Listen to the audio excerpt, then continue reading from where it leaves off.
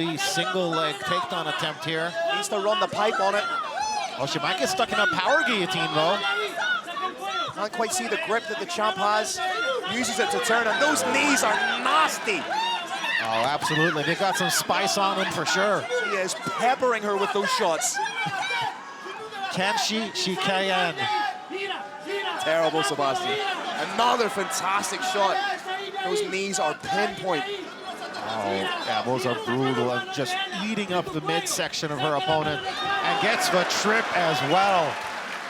This is potentially, in the early, I realize it's the early stanzas of the fight, but it's the best I think we've seen Jean-Francois look.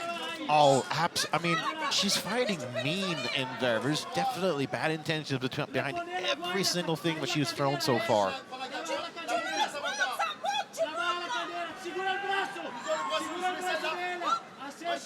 And as you mentioned, some serious mom energy in there. Jean-Francois actually had to cancel a pivotal bout in her career because while she was getting prepared and she did some blood work, she found out that she was pregnant, had to cancel the fight. Balin doing the wrong thing by turning away here. Finds herself mounted. Beautiful high mount from the champ. Now, if she were to secure a submission, that would be a huge feather in her cap. Yeah, absolutely. She's fighting like she's double parked right now. Oh, there's once again. Balin might sneak out the back here, try and get hold of a leg. This is where the champ needs to be careful. Needs to protect that heel. Oh, not quite full extension. The knee looks safe now. But you wonder, even just a little bit of that, you wonder what kind of damage is potentially done. Yeah. Balin again trying to get in on a heel here. Look at the work that Francois did just by putting her foot in that little crease to create space. Beautiful work. Fantastic adjustment. Out of danger is the champion. She retains top position here up against the cage. Just under 2 minutes left to go in our opening round. Now she's tasted just how dangerous the ground game of Balin is. She'll be acutely aware that she needs to be smart in these positions. Yeah, absolutely. I mean, as we mentioned in the walk-ins, Laura Balin, no slouch on the ground, 9 submissions, and it looked like a warning for activity there from the referee. I mean, in my opinion, they're pretty darn active. Yeah, you've got the champ essentially in half mount here, yeah. Aggressing position. Looks like she's trying to sort of get a bit of a modified crucifix position as well, isolating the right arm of her opponent. If she can land some elbows here, just some frame off elbows on the. There it is. You called it. I predict these things. That's some beautiful short elbow work there from the champ. If she can accumulate a couple of these, because on the point of the ear, that's going to completely disrupt the equilibrium of Balin. Yeah, great point. And the crowd here is going wild every time that Jean-Francois lands a strike. And she's doing a great job of compressing Balin, not allowing her any space to get that ground game off. Cuts right through into the mount. Oh, these elbows are huge. 30 seconds left to go. Can the champ get the finish? Crowd are loving it. Referee taking a long, hard look at it. Oh, these are fight-ending strikes. The finish is near, that's for sure. Balin's been opened up.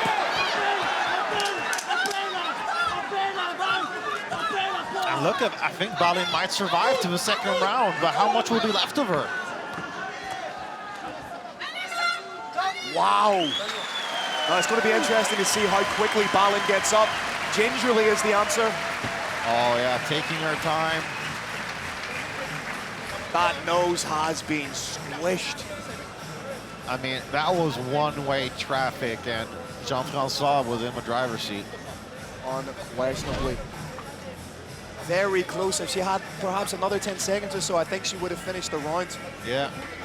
Again, making the necessary adjustments, realized how dangerous the ground game was of Balin. Then in the second phase of the fight, tightened everything right up, didn't allow Balin any space to get those hips active to try and dive for a submission. Yeah, great point there, Phil. Here's some of that ground and pound. It looked like it was going to mean the end of the fight. Didn't quite get it. She was so close, though.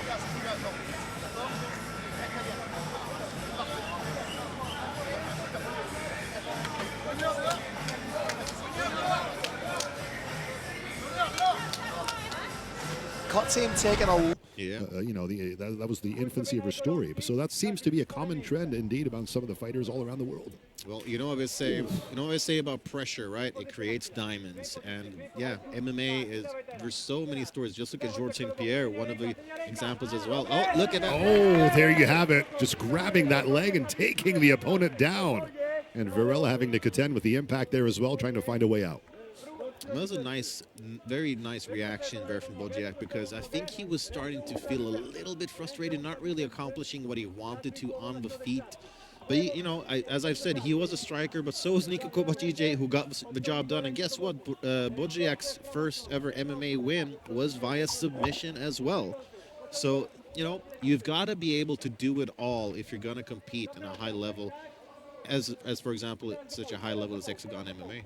And talking about we always say, oh, the striking background is impressive, etc. And like you mentioned, all those stories where you have someone going for the striking capability, but then finding the possibility to win via submission as well. It just has to add to the skill set. The panel has to be extremely wide, and we're setting ourselves up here in the corner area of the cage. Varela back up against the cage, not the best position to be in, is it, Sebastian? Well, not necessarily, but if he manages to get his left arm free, he could use the cage to wall walk. But you see, Bodziak, he's kind of recognizing that he's hooking his opponent's legs together, and he's trying to make sure that Varela doesn't have a base to push off of, and then he can use the cage to get back up. But Bodziak, you know, he's credited sort of his well-roundedness as an MMA fighter to his training partner, former KSW champion Sebastian Prizibus. Since training with him, Bodziak has said, and I quote, "I've been able to adapt. Now I can fight on the ground, standing, or in any position." And that seems to be the case here tonight. It seems he does have that adaptability, certainly, that he might have been lacking previously in his career. Again, both fighters trying to snap their losing streak. 2 for the postman, Bodziak, 3 for Varela. And Varela now changing positions up against the cage, still less of his back against the cage right now, as he's trying to just latch over there with that left arm and try to find a way to strike his opponent's face with his right fist. And interestingly enough, Varela, while he is billed as a striker, and that's fair as well, his background is actually also in Sambo, and wrestling was his strength, but he took a break. He took a break from MMA in 2016 because he felt that he needed to sharpen up his striking. So he took 30+ kickboxing fights to just sort of improve on that aspect specifically.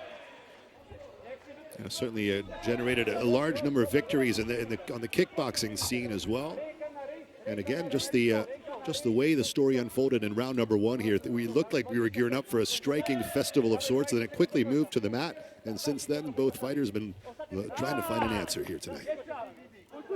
The thing is, with a lot of wrestlers, they're usually not as comfortable off of her back, and we've seen here Varela struggling a little bit to improve his position. I mean, sure, heel to the thigh, it's not comfortable, but it's hardly a fight-ending strike from the bottom. It's extremely rare that you see somebody have a whole lot of success striking-wise when they are off the back. Well, there you have it. The crowd giving a generous applause there at the end of round number 1. I was going to say 2. We're not there yet. Hold our horses, indeed. Round number 1. Now, how do you give an advantage to one of the two fighters when you see